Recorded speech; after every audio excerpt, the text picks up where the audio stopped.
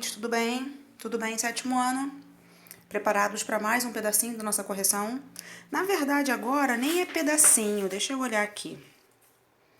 Deixa eu olhar aqui se é pedacinho. Na verdade é o finalzinho, né, gente? É a parte 2 da nossa correção de reformas religiosas. A gente está na unidade 2, caderno 2, unidade 2, reformas religiosas, aquele assunto, né, que vai trazer pra gente a ideia de novas religiões surgindo na Europa. Aquele assunto que vai falar pra gente ali do pensamento humanista, do homem estar no centro de todas as coisas, do antropocentrismo, aquele assunto que traz um pouquinho pra gente também o assunto 2, que está bem relacionado com o assunto 1, que é o renascimento cultural, que vai falar de antropocentrismo, vai falar de humanismo. O homem agora está no centro de todas as coisas, o homem agora está no centro das atenções, do homem vitruviano. A gente falou da cultura da época da Itália ser o berço do renascimento, né? E essas novas religiões vão surgir. Percebam como um assunto está muito ligado a outros capítulos, né? Conforme a gente vai conversando sobre os capítulos, conforme os capítulos vão surgindo, os assuntos vão surgindo, eles estão interligados, sabe? Ano que vem, no oitavo também, a gente vai ver muita revolução, no nono ano a gente vê muita guerra, uma relacionada à outra. As revoluções também, uma revolução puxando, linkada, associada à outra. Aqui a gente está vendo um módulo 2, a gente está vendo aqui o módulo 2 falando sobre reforma religiosa, muito associado com aquele pensamento humanista, com aquele conteúdo do capítulo 1, porque agora essas religiões vão surgir porque o homem já não está mais baixando a cabeça para o que a Igreja Católica falava, como na Idade Média. A gente está na Idade Moderna, chegamos à Idade Moderna, a gente está no século XVI, então agora a Idade Média, na verdade, foi aquele momento em que a Igreja, né, o primeiro estado é o clero, segundo estado era a nobreza. A gente vê que não como a Revolução Francesa, mas aqui na Idade Média a gente também vê uma sociedade muito marcada, muito hierarquizada. E no topo tá lá o rei, né? O livro trouxe pra gente a pirâmide social, né? A pirâmide, a hierarquia, né? Marcada, bem dividida. A gente vê o clero e o rei no topo dessa pirâmide. A gente vê o clero e o rei, o clero representando a Igreja Católica, né? O cristianismo, no topo dessa pirâmide durante toda a Idade Média. E ela vai começando a perder poder no finalzinho da Idade Média. Aqui, esse pensamento humanista, esse renascimento vai começar a quebrar com isso, vai começar a romper com esse poder da católica, né? Então aqui a gente está em reformas religiosas, eu estou fechando aqui então a correção de reformas religiosas para a gente poder continuar a nossa aula, tá?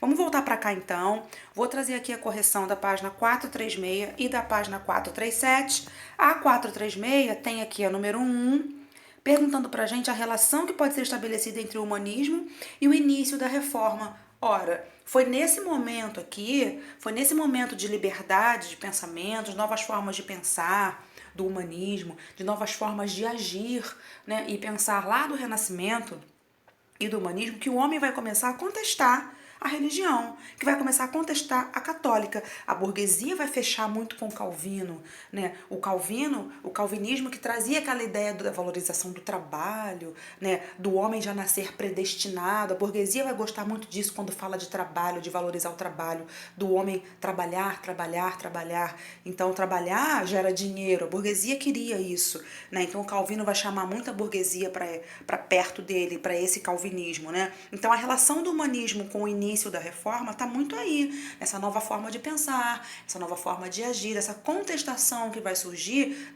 na cabeça desse homem que agora não obedece mais à católica como antigamente. Pessoal, percebam, tem até um exercício que fala aqui, o homem não rompe com a religião.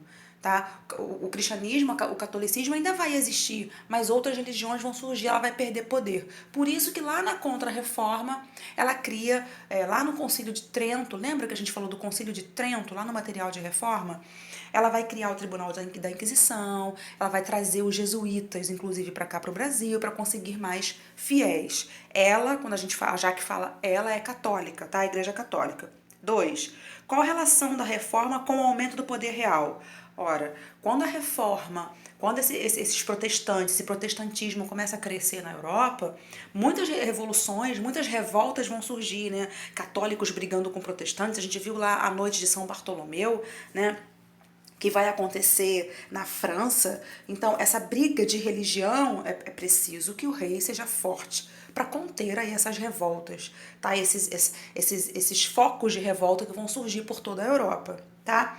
Qual a importância das ideias reformistas do Calvino? Já que eu acabei me antecipando, né? O Calvino trazia essa ideia de questionamento também da igreja. O Calvino bebia da mesma fonte, né? A gente costuma falar beber da mesma fonte. O Calvino se apropriava muito do Lutero, né? O Lutero foi o primeiro que veio com essa contestação da igreja, com a contestação do poder real. O Lutero veio com isso. O Calvino vem depois e o Henrique VIII lá na Inglaterra também vem criando o que a gente conhece como anglicanismo, que eu dei até a sugestão do filme A Outra.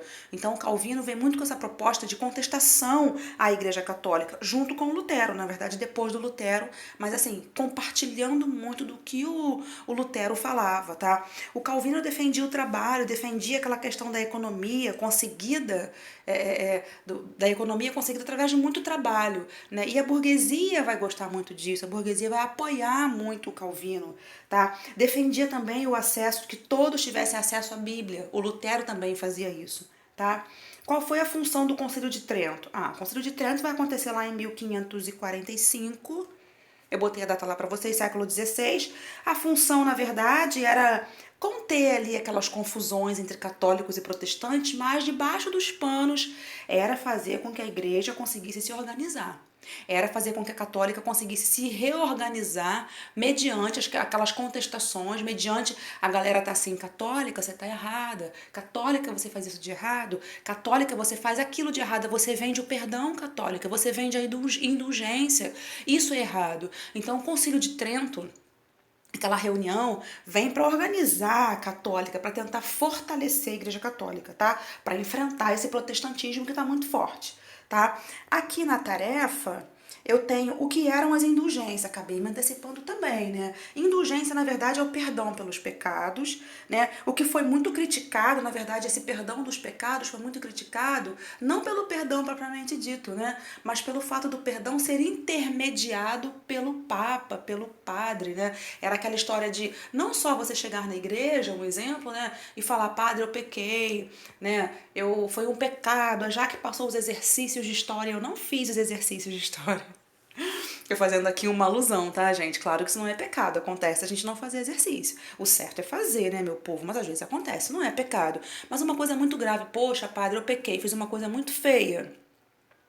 E como é que você conseguia esse perdão na época, né, no século XV, século XVI? Como é que você conseguia esse perdão? Era comprado esse perdão, né? Era escrita lá uma carta, eu perdoo você, rezar 10 Pai Nossos, 10 Ave Maria e tal. Aves Marias, eu acho que o plural é esse, perguntar para a professora Flávia se o plural é esse. Rezava lá e você comprava essa carta. Então, o fato da católica intermediar esse perdão dos pecados dessa forma também foi muito criticado lá, né? Foi um dos pontos mais importantes lá de crítica à católica feita pelo Lutero, mais tarde pelo Calvino, tá? 2. Marque com C para indicar se você concorda ou discorda das afirmações, justificando quando você disser que discorda. As cidades italianas foram muito importantes no Renascimento. Sim, a Itália foi o berço do Renascimento. Foram muito importantes, tá? Certo. Renascimento artístico rompeu completamente com a religião. Não, é errado. E aí a gente justifica como? As novas religiões vão surgir, mas o catolicismo ainda existe aí até hoje. Lá ainda era muito mais forte, lá no século XVI, tá? Então não houve um rompimento com a católica, um rompimento da católica deixar de existir, tá? C, eu venho para outra página, desculpa. C, aqui, olha. Durante o Renascimento, se desenvolveu a ideia de formação de um homem completo. Sim, tanto que esse homem vai se desenvolver e vai, né, junto com ele, vai desenvolver outras áreas do conhecimento, a matemática, a ciência, enfim, tá? D. Artistas do Renascimento, como Michelangelo, só tiveram sua arte reconhecida nos últimos anos. Não, naquela época eles eram muito influenciados, inclusive patrocinados, né? A gente falou sobre os mecenas, eles eram reconhecidos naquela época, tá? Os mecenas patrocinavam muito esses caras, esses artistas, né? Muitos burgueses, gente também da igreja, gente da nobreza, da realeza, mas muitos burgueses, os mecenas, patrocinavam esses artistas, então é D, tá? Letra E, a reforma foi provocada por pessoas que não seguiam nenhuma religião. Não, inclusive Lutero era um monge agostiniano. Então, não é que eles não seguissem nenhuma religião, eles não queriam nem que a católica acabasse, eles não queriam que o cristianismo acabasse, eles queriam uma reforma na religião, por isso reforma religiosa, tá? Tribunal do Santo Ofício, o Tribunal do Santo Ofício na verdade, era o poder que a católica tinha, a partir do Concílio de Trento, foi criado ali, né? Da católica perseguir os hereges, as pessoas que praticavam heresias, ou seja, praticavam coisas que eram contra os dogmas, contra as determinações da Igreja Católica. Né? Então, você é um herege, você faz uma coisa que não é aceita pela religião, pelo catolicismo. Então, era um herege. Podia, inclusive, matar essa pessoa, foi perseguir, as pessoas eram perseguidas, né? Queimadas na fogueira, enfim, tá? 4. Leia o texto e realize a atividade proposta. Aqui está pedindo na letra A para a gente dizer quais os critérios que uma pessoa para se tornar um membro, quais eram para uma pessoa se tornar um membro da ordem, ou seja, se tornar um jesuíta, e está pedindo para destacar. E eu botei aqui uma chave, começa lá na segunda linha, e tá assim, ó. Eles buscavam, não sei se vocês estão conseguindo ver aqui uma chave, eles buscavam a salvação e a perfeição de cada indivíduo. Dedicavam-se à catequização em suas missões estrangeiras, além da educação e negócios seculares, às vezes a política. Possuíam uma rigorosa disciplina, obedeciam às regras austeras, estudavam aproximadamente 10 anos antes de fazer os votos finais. E aqui a chave para em finais. Essa é a parte que o livro está destacando, né, que o autor do livro destacou para a gente responder quais os critérios para uma pessoa se tornar um membro dessa ordem, tá? Então começa em eles e vai até finais, tá? A letra B está pedindo importância da Companhia de Jesus no contexto da reforma. A Companhia de Jesus vai ser criada para se conseguir mais fiéis. A Companhia de Jesus vai ser criada para que a igreja consiga se organizar, ela está sendo muito contestada. As religiões que foram surgindo, muitas pessoas que eram católicas migraram, se converteram para o luteranismo, para o calvinismo, para o anglicanismo na Inglaterra. Né? Então a católica perdeu muitos fiéis, a Companhia de Jesus vem. Tanto que quando o Brasil entre aspas, nesse contexto aqui descoberto, né? A gente está aqui no século XVI e foi nessa época também, né? O Brasil, os portugueses ocuparam o território brasileiro em 1532, mais ou menos, os jesuítas vão vir também, porque chegaram aqui uma porção de índio pelado na beira da praia, índios, né, os indígenas tinham 2, 3 esposas, na verdade não eram esposas, que não eram casados, mas mulheres, aquela família coletiva, não tinha rei, não tinha, na verdade, o indígena vivia do jeito dele, o indígena estava na casa dele, estava vivendo a vida dele, você está dentro da sua casa, eu não posso mandar dentro da sua casa. Você não pode mandar na casa do colega, eu não posso mandar dentro da sua casa, você não pode mandar na minha casa. Cada um vive do seu jeito. E o português chegou aqui e não perguntou para o indígena se podia entrar. Ele foi invadindo a casa do indígena, que era o Brasil, e foi dizendo: indígena tem que se vestir, indígena tem que ir à missa, indígena você tem que ter um rei, você tem que ter uma religião. Isso a gente chama de aculturar, tá, gente? Transformar a cultura de um povo que estava aqui quietinho, né? Mas eles vieram com armas mais poderosas e se apropriaram do território, se apropriaram, né? Do povo que vivia aqui, que eram os indígenas, porque eles foram escravizados.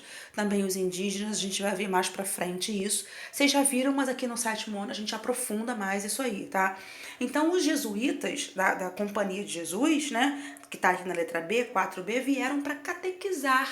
Foram eles os responsáveis por catequizar, né, por levar o indígena para missa, para, né, assim, ensinar a rezar, ensinar a religião católica, tá, para esses indígenas. Aqui embaixo tá assim, ó, você aprendeu reforma. A gente vai colocar na reforma aqui, gente, olha só, que eles eram contrários à venda do perdão, que eles eram contrários à centralização do poder nas mãos do Papa, o Papa tinha que se envolver em tudo, a galera da reforma não queria isso, tá? Estavam descontentes com o poder que a nobreza, né, principalmente da Alemanha, estava exercendo na localidade, na região, tá? E a contra-reforma. Na contra-reforma a gente pode colocar assim, é a resposta que a católica está dando para os reformistas. A contra-reforma é a resposta da católica, é a católica reagindo à reforma, né? A católica, obviamente, não vai ficar quieta vendo as pessoas botando o dedo na cara dela, dizendo: você está errada, católica. você fez isso, isso e isso de errado, você fala que é errado fazer isso, que é pecado, mas você faz. Então a católica vai se organizar, vem o Concílio de Trento, vem aí a Companhia de Jesus, o Tribunal do Santo Ofício, né? Aquela lista de livros que é o Index Librorum Prohibitorum, ela vai criar uma lista de livros que eram proibidos de serem lidos, né? Na Europa, ela vai tentar se organizar porque ela está perdendo muitos fiéis, tá? Vou fechar aqui então a nossa correção, né? 2 páginas, falei muito, né, gente? Mas espero que vocês tenham conseguido entender. Me chamem no grupo se estiverem com dificuldade da correção, tá? Vou enviar para vocês. Beijo!